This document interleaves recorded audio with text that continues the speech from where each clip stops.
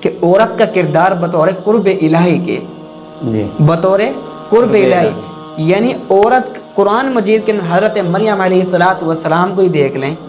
ان جیسی کتنی ایسی خواتین ہیں حضرت مریم علیہ السلام، میں بلکہ حضرت مریم علیہ السلام، حضرت خدیجۃ الکبریٰ کو دیکھ لیں، اللہ کے پیغمبر کی سب سے پہلی خاتون جس نے اللہ کے پیغمبر کا دامن کبھی بھی نہیں چھوڑا،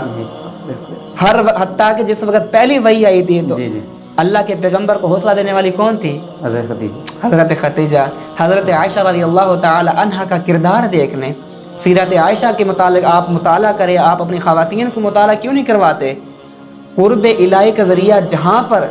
مرد بن رہے ہیں، آپ اگر کہیں گے کہ یہاں پر قرب الہی تو اکثر لوگ کہتے ہیں نا کہ یہ فلاں پیر ہے، یہ فلاں جی ایسے ہیں، حقیقت بات ہے میں آپ کو صرف مرد کی بات نہیں کرتا، مرد سب سے زیادہ اللہ کا قرب اس کی عبادت کے اندر کرتے ہیں، اللہ کی عبادت کی اس نے وہ اللہ کے قرب کا ذریعہ بن گیا۔ کئی ایسی خواتین ہیں جو آپ کا سبب بن سکتی ہے،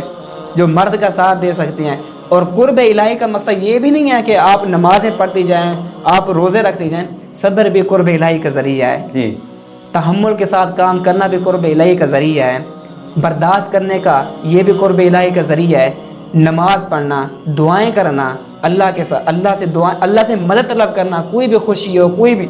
غمی آ جائے تو اس وقت قرب الہی کا یہ ذریعہ بن جاتی ہیں، لیکن شرط یہ ہے کہ رضا للہ ہو،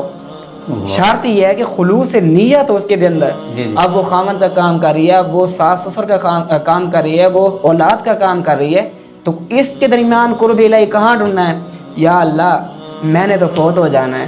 انہوں نے رائے میری جو ان پر تربیت ہوگی نا وہ تربیت ہی قرب الہی کا، میں نے ان کی تربیت قرآن سنت کے سائے تلے کی ہے، ان کو 5 وقت کا نمازی بنا کر، ان کو تلاوت قرآن سکھا کر گئی ہوں، ان کو تجوید سکھا کر گئی ہوں، ان کو زندگی جینے کا اسلامی طریقہ، یہ بھی قرب الہی کا ذریعہ ہے، ان کے لیے صدقہ جاری، ان کے لیے صدقہ جاری ہے۔ تو میں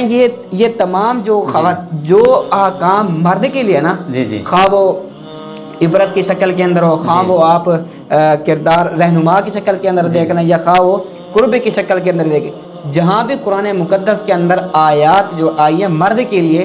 تو وہیں احکام خواتین کے لیے۔ تو یہ اکثر خواتین یہ سستی کا شکار ہو جاتی ہیں کہ اکثر دیکھو جی وہ تو مرد کے لیے آیا حکم، ہم تو بس نماز چھوٹ گئی، روزے چھوٹ گئے، کیوں ہم عورت ہیں، ہم تو کچھ نہیں کر سکتے، ہمارا کام اتنا ہے بچوں کی تربیت کر دے، چل بھی نماز پڑھ۔ ایسی تربیت نہیں ہوتی، اور آج اس دور کے اندر تربیت ہو بھی نہیں رہی، جس کی وجہ سے آج امت مسلمہ کا زوال ہے۔